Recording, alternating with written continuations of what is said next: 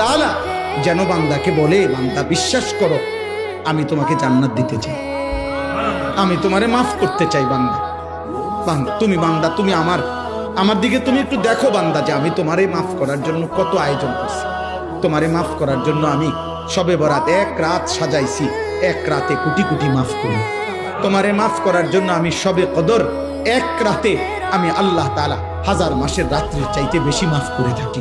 তোমারে আমি আল্লাহ মাফ করার জন্য এত বড় শ্রেষ্ঠতম রমজান মাস দিয়েছি, যার মিনিট মিনিট সেকেন্ড সেকেন্ড হীরা মণি মুক্তা মানিকের মতো আমি আল্লাহ সেজদা দিবা একটা, আমার ফেরেশতা লিখবে 70।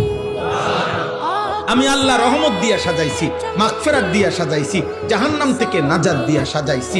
আমি আল্লাহ বৃহস্পতিবার দিবাগত রাতে গুনাহ মাফ করে থাকি। প্রত্যেক দিন তাহাজ্জুদ নামাজের ওয়াক্তে গভীর রাতে কোটি কোটি বান্দা আমি মাফ করি। তাহলে মাফ করার জন্য প্রতিদিন রাত্রে ঠিক করছি, বৃহস্পতিবার রাত্রে ঠিক করছি, শবে বরাত ঠিক করছি, শবে কদর ঠিক করছি, পুরাটা রমজান ঠিক করছি। এছাড়াও বান্দা 90 বছরের গুনাহ নিয়েও যদি কেউ আসে, আমি আমার বন্ধুকে বলছি, বন্ধু যদি সে সত্যিকার তওবা করে আমি একসাথে মাফ করে দেব।